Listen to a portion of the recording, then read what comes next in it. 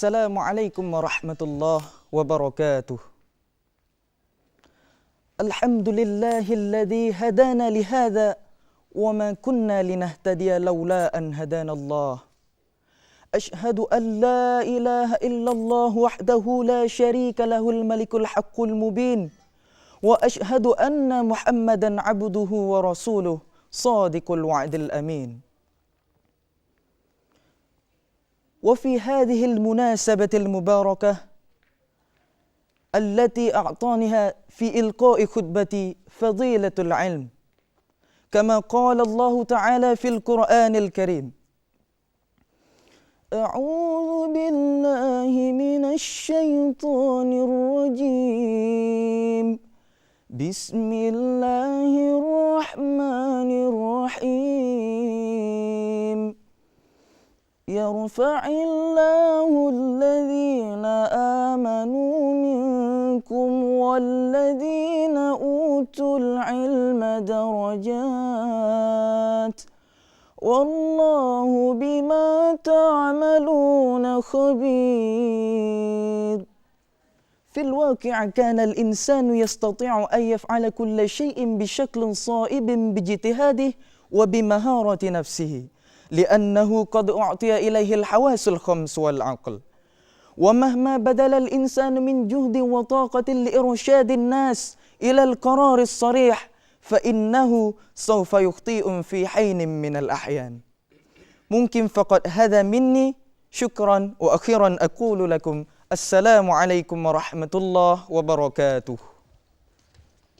Muzamil, bagus sekali. Ya. Bagaimana kabar Muzamil? Alhamdulillah baik, Pak. Ya, Muzamil, segudang prestasi sudah Anda raih dan belum lama ini dari 5 wakil Aceh terpilih menjadi Duta Anak Nasional dan ini merupakan suatu kebanggaan sendiri bagi Aceh. Ya, selamat sekali lagi Muzamil. Terima kasih, Pak. Assalamualaikum warahmatullahi wabarakatuh. Saudara penonton dimanapun Anda berada, melalui topik Duta Anak Aceh melalui acara Ruang Pemuda, kami akan mengetengahkan sejumlah perbincangan tentang prestasi yang diraih oleh SMA Fajar Harapan. Saudara, anak menjadi kebanggaan dan tentu saja di tangan anaklah nasib bangsa ini ke depan akan ditentukan. Dan saudara penonton, kami juga tidak akan sendiri berbicara dengan Muzamil, juga telah hadir bersama saya, kami panggilkan Bapak Khairul Razi, Kepala Sekolah SMA Fajar Harapan. Assalamualaikum Bapak. Dan selanjutnya Bapak Dr. Andes Abu Bakar sebagai pemerhati pendidikan, kami persilakan. Assalamualaikum.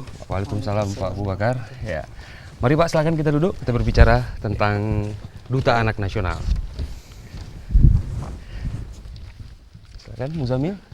Ya. Ya. Gimana Pak kabarnya sore hari ini? Alhamdulillah sehat Pak ya. Ya, Muzamil juga ya. Ya, baik saudara penonton, bagi Anda yang ingin bergabung nanti bersama kami juga nanti bisa langsung menghubungi pesawat telepon 0651417773. Mungkin Anda ingin bertanya bagaimana prestasi yang pernah diraih oleh Muzamil sendiri, termasuk juga kepada Bapak Kepala Sekolah SMA Fajar Harapan Bapak Khairul Razi dan juga pemerhati pendidikan kita. Salah satunya hadir di sore hari ini bersama Bapak Abu Bakar. Baiklah, kesempatan pertama saya langsung menjumpai Muzamil. Muzamil, sebenarnya apa pengalaman yang paling menarik yang bisa Muzamil rasakan setelah terpilih dari 32 siswa ya seluruh Aceh? Iya. Ternyata 5 orang terpilih dan salah satunya dari SMA Fajar Harapan. Ini merupakan kebanggaan sendiri, terutama bagi SMA Fajar Harapan ya Pak Khairul Razi ya. Ya, mungkin Muzamil bisa sedikit menceritakan. Alhamdulillah, melalui seleksi forum anak daerah, pemerintah terutama telah menaruh perhatian yang lebih terhadap anak. Bagaimana seorang anak itu harus dilindungi semenjak dia masih dini, berkembang hingga tumbuh dewasa. Perlu perhatian dari orang tua, pemerintah, dan masyarakat.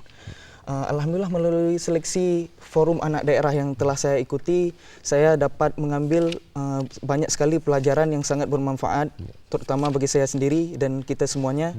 Di situ anak-anak dituntut untuk kreatif, mandiri, dan bisa berguna bagi agama, nusa, dan bangsa. Mungkin ada sedikit nggak kriteria apa saja yang bisa sehingga kalian ini dari 5 kalian ini bisa terpilih menjadi duta anak Aceh, menjadi mewakili nasional nantinya. Kriterianya apa aja? Mungkin punya kelebihan, prestasi di bidang bahasa Inggris seperti bahasa Arab tadi yang Muzamil tonjolkan tadi, ini tidak semua anak mampu, bahkan mungkin orang tua sekalipun yang sudah fasih dalam berbahasa Al-Quran pun belum bisa menguasai dalam bahasa Arab ini. Ada beberapa rangkaian yang menjadi penilaian ataupun yang diseleksi pada saat pelaksanaan acara tersebut. Yang pertama meliputi ujian tulis. Ujian tulis pada hari pertama yaitu pengetahuan agama, bahasa Indonesia, bahasa Inggris, pengetahuan umum, dan undang-undang perlindungan anak. Kemudian tes selanjutnya yaitu dinamika dan diskusi kelompok, di mana kami dibentuk kepada beberapa kelompok, kemudian dihadirkan berbagai macam problematika dan permasalahan seputar anak di Aceh. Contohnya masalah kekerasan, masalah kekerasan, tanggung jawab bagi anak, misalnya peluang dan tantangan anak di Aceh, problematika dan harapan anak Aceh, dan kekerasan dan kasih sayang antara anak dan orang tua. Kemudian seleksi selanjutnya meliputi keterampilan dan kecakapan, di mana di sana ada 5 orang tim penguji, ada 5 orang dari tim penguji dari Aceh semua, ya, dari Aceh semua. Kita diuji tes membaca Al-Quran baik secara murattal maupun tilawah. Kita tes disuruh azan. Kemudian ada lagi tes pemahaman agama. Kita ditanya mengenai hukum fiqh, syariah dan sebagainya yang berkaitan dengan agama Islam. Kemudian ada tes wawancara bahasa Inggris, wawancara bahasa Indonesia, dan yang terpenting sekali adalah tes kemampuan dalam bidang seni. Kita dituntut untuk bisa berdrama, tarian dan suara. Ya, kira-kira berapa lama proses tes ini? Kan banyak sekali saya melihat tadi. Ada sampai berlangsung berbulan nggak? Selama 4 hari cuma. 4 hari, sampai 4 hari ya? Kan dari 32 peserta pertama terpilih 15 besar. Kemudian tes tahap selanjutnya tes wawancara dan wawasan. Baik, saya ke Pak Khairul Razi. Pak Khairul Razi, ini merupakan kebanggaan sendiri bagi kita nih Pak, SMA Fajar Harapan. Bagaimana Bapak dalam menerapkan sistem pembelajaran Pak bagi anak-anak di Fajar Harapan? Kita mengetahui, mungkin masyarakat umum juga sudah mengetahui bahwa SMA Fajar Harapan memiliki segudang prestasi, baik dari gurunya ataupun dari murid-muridnya sendiri nih Pak. Ya, terima kasih. Ya memang berbicara Fajar Harapan berarti berbicara boarding school, karena karakternya itu. Nah, bedanya dengan sekolah umum mungkin di sinilah. Jadi kita di sekolah Fajar Harapan, SMA Fajar Harapan ini mencoba membina siswa itu bisa dikatakan dalam jangka waktu 24 jam. Mereka terus saja beraktivitas. Nah, yang jelas sekali perbedaan antara sekolah Fajar Harapan dengan sekolah umum dengan sekolah yang lainnya itu adalah pada model pembelajarannya itu. Boarding school, jadi mereka dari hari ke hari terus saja belajar, dari pagi, siang, sore, bahkan malam. Tetapi tentu pembelajarannya tidak monoton seperti itu. Kita siasati, kita selingi dengan berbagai kegiatan yang bisa membuat mereka tidak jenuh. Jadi itulah karakternya. Kira-kira strategi macam mana Pak sehingga katakanlah mungkin kita menyelinginya apakah dengan kegiatan dengan olahraga, mungkin siswa-siswa juga ada yang menyenangi olahraga ataupun seni, apa itu tidak akan mengganggu dari katakanlah rencana kita untuk menyusun progres mereka untuk menuju sebuah pembelajaran Pak? Ya, alhamdulillah memang selama ini sudah kita coba. Ternyata malah itu mendukung, karena kalau dulu itu belum ada, sarana fasilitas sangat terbatas, kemudian juga seni. Dan kita melihat pernah terlontar dari mereka bahwa ketika belajarnya terlalu maksimal, tidak ada variasi, tidak ada selingan, terucap oleh siswa, apa kami ini robot, belajar terus. Nah, dari situ saya berpikir bagaimana caranya mereka tidak merasa diri robot, tetapi belajar seperti robot, tetapi mereka menikmatinya. Nah, kita adakanlah berbagai fasilitas olahraga, seni, ya seperti band, kemudian berbagai kegiatan yang lainnya yang membuat mereka enjoy, mereka padahal cukup keras bekerja, berusaha, belajar, tetapi mereka tidak merasakan itu sebagai sebuah paksaan. Iya, Pak Khairul ke Pak Abu Bakar nih sebentar. Menarik sekali nih Pak tentang boarding school. Nah, dalam karakter anak Pak, dalam kita membimbing anak, apakah dengan sistem boarding school? Mungkin katakanlah Fajar Harapan siswa-siswanya sudah terbiasa dengan hal seperti itu. Tapi ada karakter anak-anak yang tidak mampu secara keseluruhan bisa menerima pelajaran Pak. Nah, dalam karakter anak ini sebenarnya bagaimana nih Pak? Ya. Baik, terima kasih. pertama barangkali izinkan saya memberikan apresiasi ya kepada anak kita ini, siapa? Muzamil ya. Dan saya merasa merinding mendengar Anda berpidato dalam bahasa Arab tadi ya. Baik, sebetulnya kalau kita lihat persoalan pendidikan yang dengan pola boarding school ini kalau kita lihat ada hal yang banyak positifnya mungkin dilihat dari sisi dibandingkan dengan sisi negatif. Pertama dari sisi waktu, anak terkendali dan terstruktur dengan baik. Kemudian mereka bisa membangun sebuah interaksi sosial dengan peer groupnya, dengan kelompok sebaya dengan baik. Kemudian mereka bisa membangun kerjasama, membangun hubungan interpersonal di dalamnya, dan bisa mengembangkan sikap toleransi. Nah, lantas juga mereka bisa membangun sikap-sikap empati yang cukup baik itu antara anaknya sesama anak.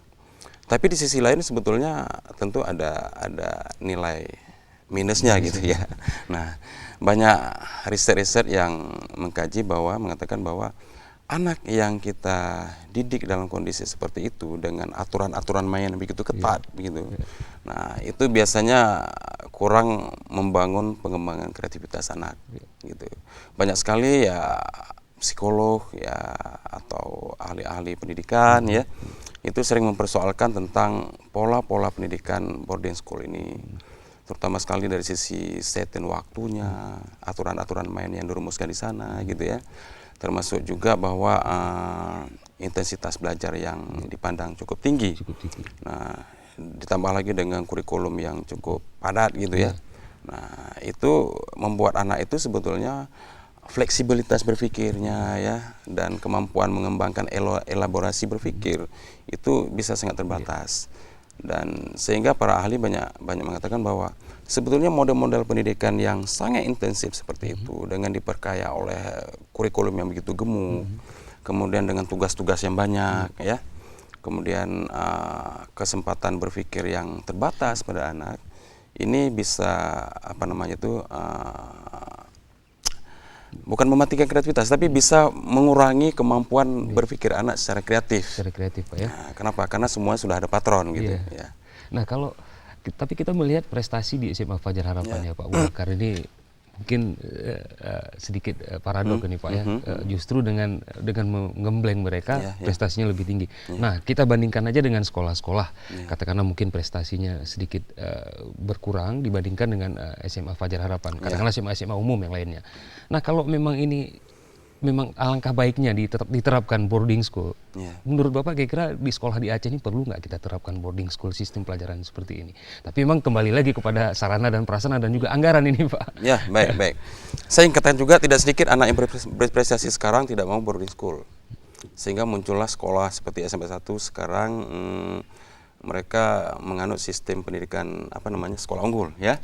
Kemudian kita kenal sekarang lab school lab school di Unsia. Mereka juga sekarang menganut sebuah sistem sekolah unggul dengan full day sebetulnya mereka tidak boarding tapi pola belajar full day artinya dari pagi sampai sore juga. Setahu saya mereka pulang jam 4:30 gitu. Nah, tentu ada sisi plus minusnya seperti saya pandang tadi bahwa sisi plus minus. Nah, lantas kok SMA Fajar Harapan ini bisa punya prestasi dan unggul gitu ya. Tapi kita lihat kemarin bahwa memang name terbaik itu memang anak SMA Fajar Harapan ya. UAN, nilai UAN terbaik. Nah, lantas tapi prestasi terbaik secara umum itu SMA Modal Bangsa yang tahu. SMA Modal Fajar Harapan itu ranking berapa kemarin? Ranking kedua ya. Nah, ranking pertama Modal Bangsa.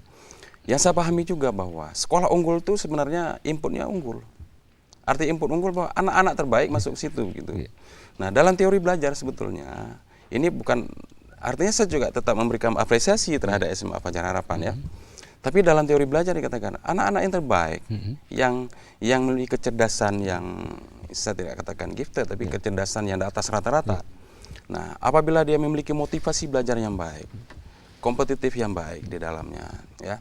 Kemudian ada saling kerjasama yang baik, didukung oleh guru yang memadai, sarana dan prasarana memadai, fasilitas yang memadai. Anak itu sebetulnya bisa menuntaskan semua tuntutan kurikulum pada level SMA gitu. Nah, saya yakin betul itu pada fase-fase awal seleksi untuk calon siswa anak SMA unggul ini memang anak-anak unggul. Anak-anak unggul yang memang prestasinya unggul. Sudah gitu. ada memang. Nah, dengan membawa pengetahuan dasar yang baik, kemampuan dasar yang baik, motivasi belajar yang baik, cara belajar yang benar, dibimbing lagi oleh iklim yang baik. Itu sudah pasti memang sekolah itu bisa unggul. Tapi kita bisa bayangkan bagaimana dengan sekolah-sekolah reguler biasa gitu ya, yang memang anaknya masuk sangat bervariatif. Ada yang cerdas, ada yang sedang, malah ada yang berkapasitas slow learner. Artinya belajarnya di bawah rata-rata gitu. Nah, kalau membimbing anak-anak seperti itu, lantas kita berharap bahwa kita memiliki sekolah yang unggul dan berprestasi, itu sulit. Kenapa? Dengan kapasitas yang rendah, prestasi motivasi yang rendah, kemampuan dasar yang rendah, kan begitu ya? Pengetahuan dasar rendah, lalu digodok dengan berbagai macam cara, anak ini sulit, gitu. Saya punya asumsi begini, sekolah yang unggul mestinya sekolah itu walaupun inputnya biasa rata-rata, tapi bisa memproduk unggul, gitu. Itu sesuatu yang dipandang baru sebagai sekolah prestasi. Nah, tapi apakah sekolah Fajar Harapan tidak prestasi? Bagi saya itu sekolah Fajar Harapan itu sangat berprestasi. Artinya apa? Mereka mampu mempertahankan anak-anak unggul yang masuk situ, tapi selalu unggul dalam outputnya nanti. Kita tahu bahwa sejak berdiri Fajar Harapan itu tidak satupun anak Fajar Harapan yang tidak lulus UN. Setahu saya ya, hampir seluruhnya selalu lulus.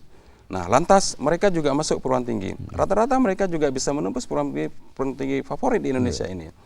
Mereka bisa lulus ITB, UI dan sebagainya. Yang saya dengar kemarin juga ada yang kedokteran UI yang lulus. Ini kan suatu yang luar biasa. Yang kita tahu bahwa peluang masuk pintu ya, pintu kedokteran UI itu jalur SMPTN itu, jalur UMB itu sangat sulit, itu sedikit sekali. Kenapa? Ketika mereka BHMN, mereka itu lebih banyak menerima jalur mandiri atau non-reguler. Nah, itu artinya apa? Itu bisa tembus anak SMA Fajar Harapan di sana gitu ya. Itu kan satu hal yang luar biasa saya kira, dan saya memberikan apresiasi yang cukup tinggi di sana. Oke, sebelum saya ke Pak Khairul Razi nih, sebelum kita berbicara tentang boarding school, saya ke Muzamil dulu nih. Muzamil, mungkin dalam pemilihan duta anak Aceh kemarin sudah